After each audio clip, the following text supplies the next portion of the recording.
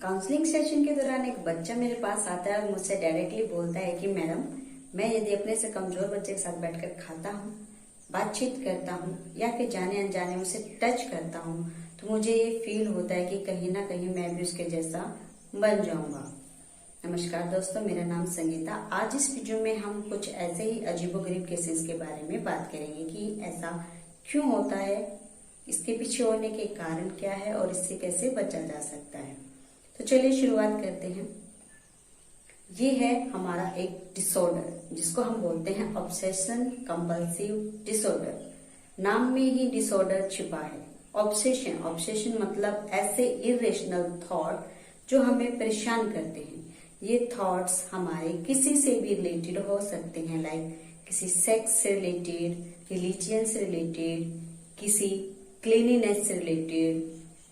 तो जब ये थॉट्स बहुत ज्यादा मात्रा में हो जाते हैं, हमारे ऊपर इतना हैवी हो जाते हैं कि हमें इन थॉट्स पे कोई कंट्रोल नहीं होता है, तो हमें एंजाइटी होती है और वो एंजाइटी हमारे एक्ट में कन्वर्ट हो जाती है। तो एक्ट में कन्वर्ट होने के बाद हम उस एक्ट को करते हैं तो हमें कुछ रिलीफ महसूस होता है। तो एक्चुअल में ये एक साइकिल है जिसमें क्या होता है, हमारे थॉट्स इतने ज्यादा हैवी हो जाते हैं जिसके थ्रू हमें एंजाइटी होती है और उस एंजाइटी के लिए हम काम करते हैं और फिर कुछ देर के लिए हम रिलीफ पाते हैं।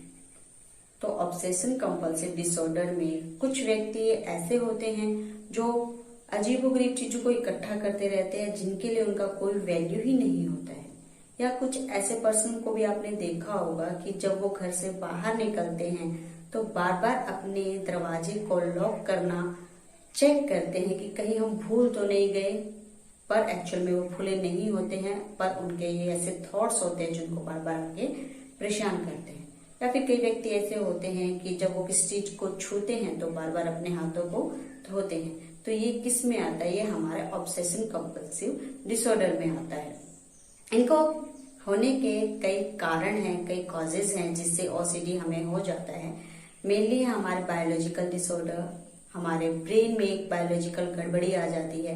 हमारे जो ब्रेन का फ्रंटल लोब है जो एक एग्जीक्यूटिव वर्क करता है उसमें एबनॉर्मेलिटीज आ जाती हैं जिसके कारण ओसीडी के सिम्टम्स दिखाई देते हैं। या फिर जीन्स के थ्रू हमारे अंदर ऐसे जीन्स आ जाते हैं जो फैमिली में पहले किसी को ओसीडी था तो वो हमें भी होने के चांसेस हो जाते हैं। रिसर्च भी यह दावा करती है कि 100 में से कम 3 लोगों को ओसीडी होता है। नेक्स्ट हमारा इन्वायरमेंट। कई बार हमारे जो इन्वायरमेंट होता है वो इतना ज्यादा नेगेटिव होता है कि हम कभी कभी स्ट्रेस में चले जाते हैं या एंजाइटी हो जाती है तो हम कुछ ऐसा एक्ट करने लग जाते हैं जिन पर हमारा कंट्रोल नहीं होता है। तो ओसीडी होने के कारण क्या है, आज हम इससे बातचीत करेंगे कि कैसे हम इससे बच सकते हैं। तो हम अपने किसी प्रोफेशनल काउंसलर की हेल्प ले सकते हैं, किसी अच्छे साइकोलॉजिस्ट के पास जा सकते हैं, उनसे सेशन ले सकते हैं जिनके थ्रू हमारा जो इरेशनल थॉट्स है उनको पॉजिटिव थॉट्स में कन्वर्ट किया जाता है, या किसी साइकेट्रिस्ट के पास जा सकते हैं। ठीक है, अगर आपको वीडियो अच्छी लगी है, जानकारी अच्छी लगी है तो